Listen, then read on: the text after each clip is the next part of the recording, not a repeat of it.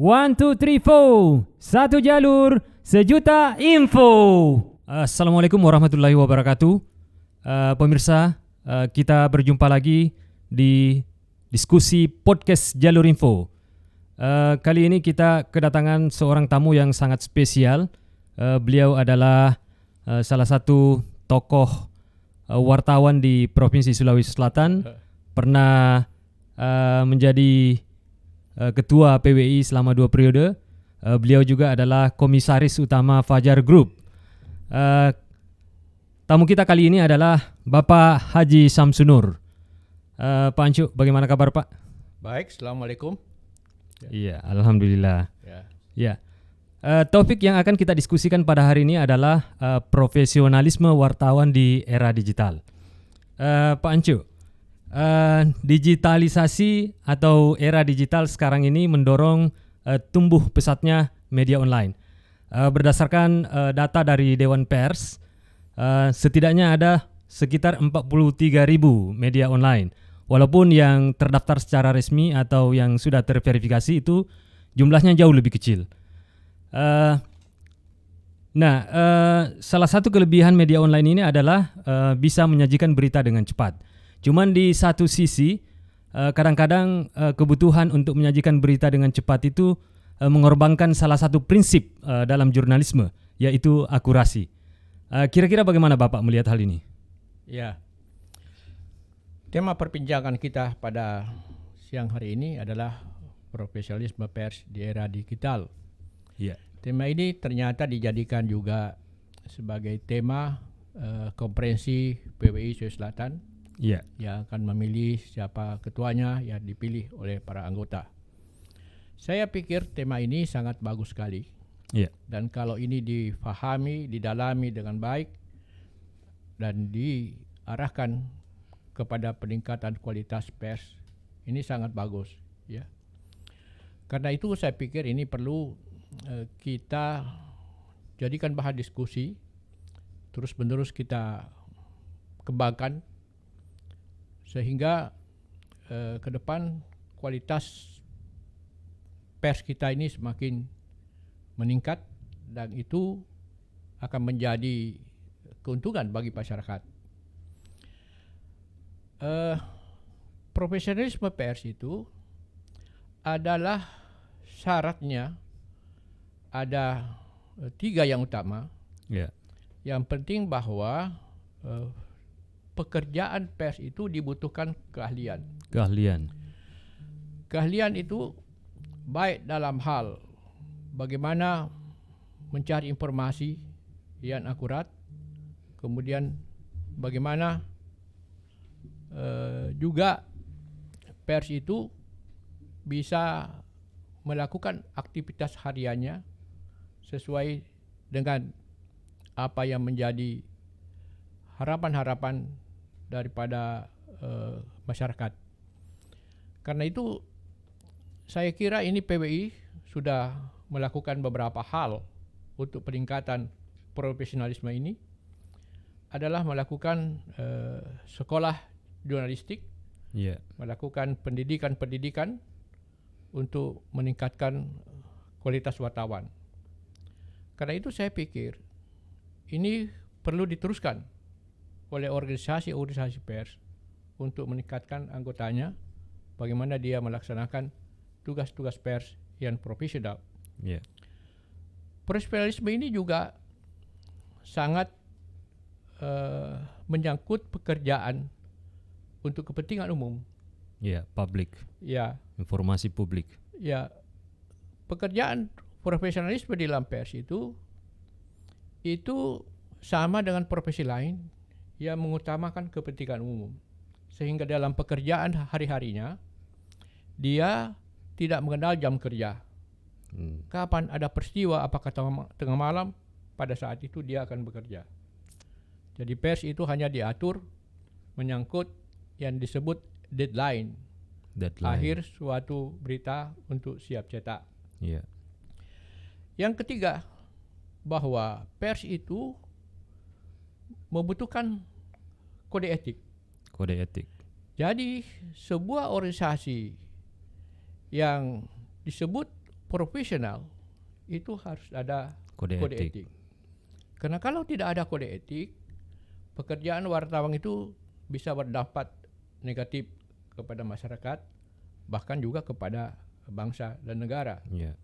Karena itu kode etik itu penting bagi pekerja-pekerja pers, dan itu tidak ada pada bagian-bagian lain.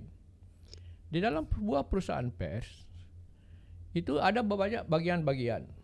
Ada bagian marketing, ada bagian umum, ada bagian keuangan dan sebagainya. Ya. Tapi hanya bagian redaksi yang harus taat kepada kode etik. Kode etik.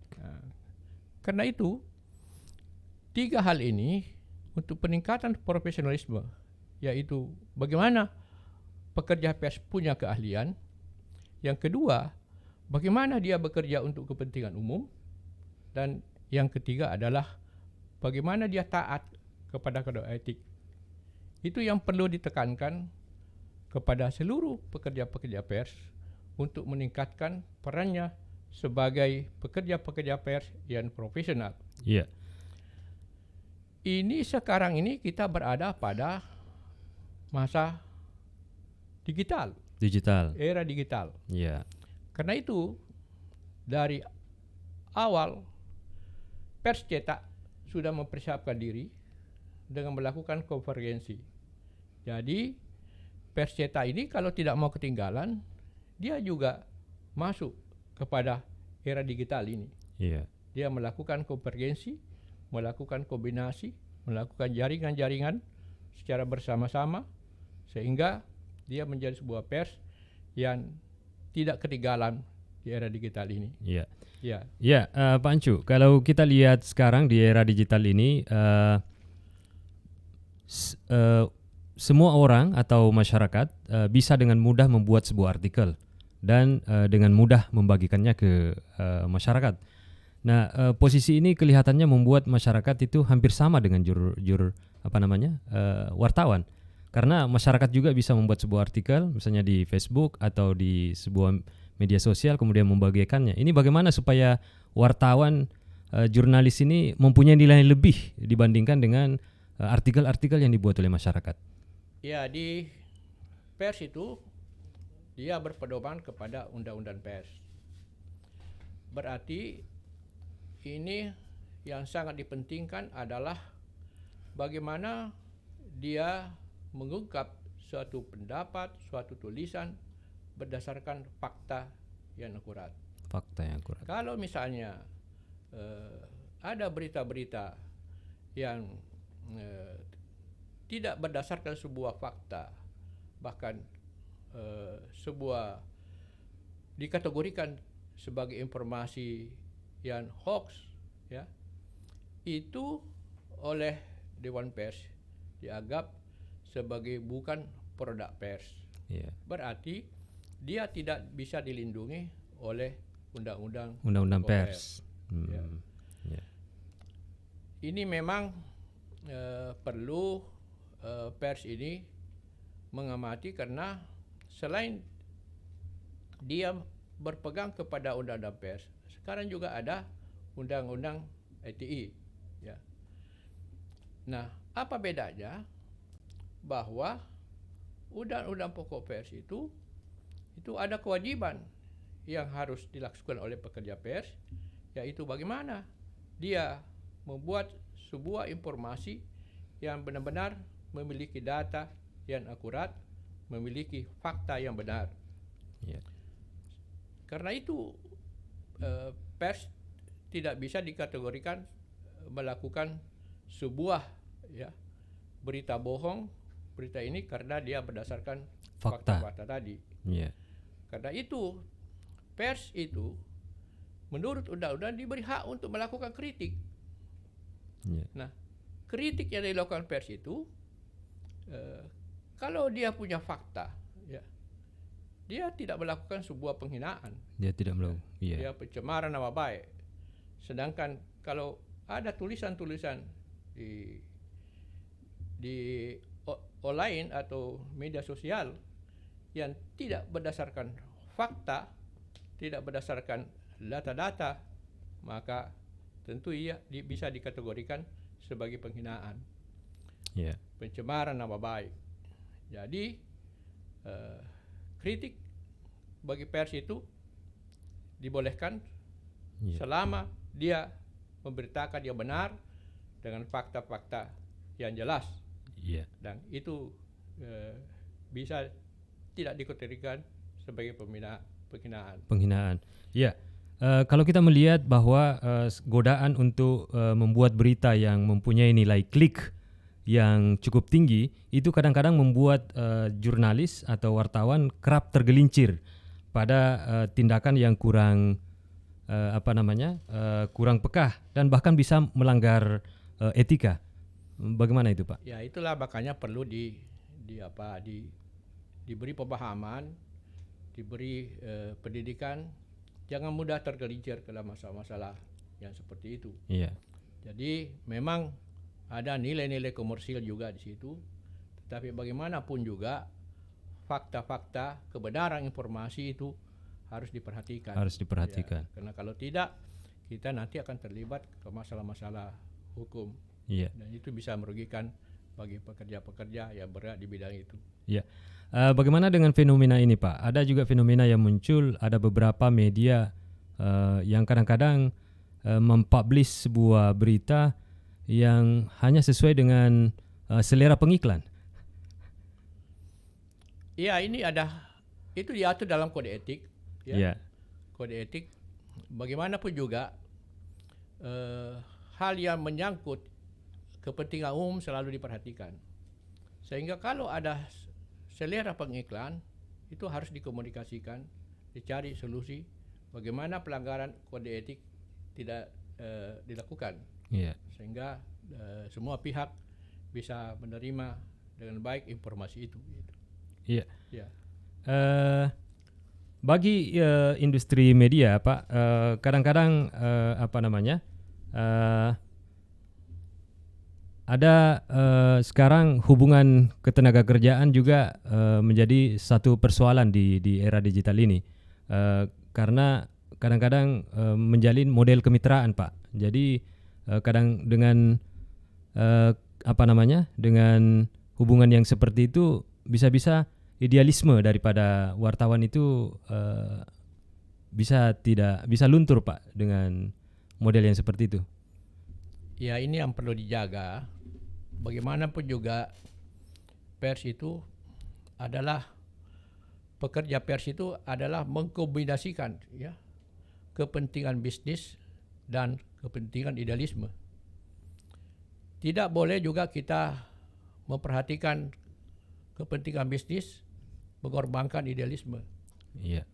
Demikian juga idealisme juga jangan terlalu tinggi, tidak memperhatikan masalah bisnis. Iya. Karena semua itu akan saling sinergi dan itu akan memberikan sesuatu kepada perusahaan itu untuk bisa berkelanjutan. Kalau misalnya dia hanya berpikir bisnis semata, melupakan idealisme, dia juga tidak berumur panjang. Ya. Demikian juga kalau dia idealismenya tinggi, tidak ada berpikir bisnis, juga tidak bertahan lama. Tidak akan bertahan lama. Jadi semua harus diatur keseimbangannya. Harus sejalan ya, Pak, ya. Sejalan. Iya. Mungkin ada kesimpulan, Pak, terkait dengan diskusi singkat kita ini? Ya, saya kira ini tema yang diangkat oleh PWI dalam rapat konferensinya. Dilakukan pendalaman, diskusi-diskusi, dan ini jangan hanya tema di spanduk, tapi dimasukkan dalam program kerja. Iya. Sehingga ke depan wartawan-wartawan kita ini benar-benar menjadi sebuah pekerja yang profesional. Sekarang ini kan kita tahu banyak koreksi-koreksi dari masyarakat. Ada orang yang mengaku bekerja di penerbitan, itu betul, tapi di penerbitan itu kan ada banyak bagian. Iya.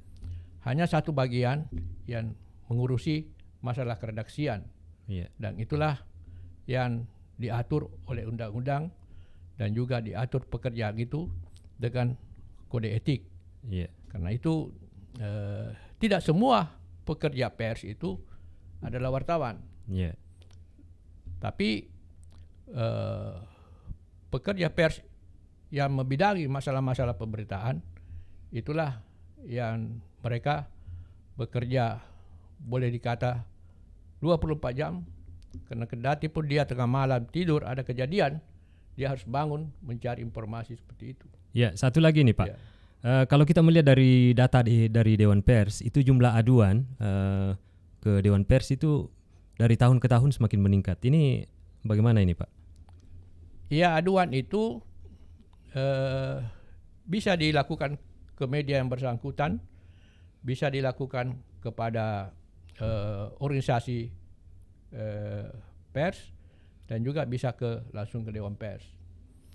Di media-media yang sebenarnya mempertahankan independensinya, di antaranya dibentuk ombudsman, yaitu sebuah lembaga pengawasan yang nanti akan melakukan pengadilan secara intern terhadap pelanggaran-pelanggaran yang dilakukan oleh pekerja pers, wartawan, apabila melakukan kesalahan-kesalahan, pelanggaran-pelanggaran, atau mendapat pengaduan dari masyarakat. Tetapi di organisasi wartawan juga ada namanya Dewan Kehormatan yang menerima pengaduan-pengaduan masyarakat, yang bisa nanti juga mereka meneliti masalah kebenaran pengaduan masyarakat itu. Dan juga Dewan Pers menerima pengaduan. Kalau misalnya wartawan itu melakukan kesalahan, maka baik Dewan Kehormatan maupun Dewan Pers itu akan mengumumkan kepada publik masyarakat bahwa terjadi pelanggaran kode etik, dan sanksinya akan diserahkan kepada pimpinan penerbitan untuk melakukan sanksi secara intern. Tetapi misalnya kalau tingkat kesalahannya besar, maka organisasi PWI juga atau organisasi wartawan bisa melakukan sanksi, sampai sanksi yang berat adalah melakukan pemecatan sebagai anggota organisasi. Nah, biasanya di perusahaan-perusahaan pers itu masalah kode etik itu dimasukkan dalam peraturan perusahaan. Sehingga kalau ada melakukan pelanggaran kode etik, dia juga dianggap melanggar peraturan perusahaan. Nah, kalau melakukan perusahaan, dia mendapat sanksi dari pimpinan perusahaan. Nah, ini dilakukan supaya kepercayaan publik kepada media itu tetap tinggi. Dan saya kira ini menjadi hal yang sangat penting untuk mempertahankan kepercayaan masyarakat terhadap media tersebut. Jadi itu 3 poin tadi yang dari awal ya Pak ya, yang harus pemirsa, demikianlah diskusi singkat kita hari ini terkait dengan profesionalisme wartawan di era digital. Semoga ada manfaatnya. Jangan lupa untuk subscribe channel Jalur Info dan aktifkan loncengnya, karena subscribe itu gratis. Demikian, Assalamualaikum warahmatullahi wabarakatuh. Waalaikumsalam.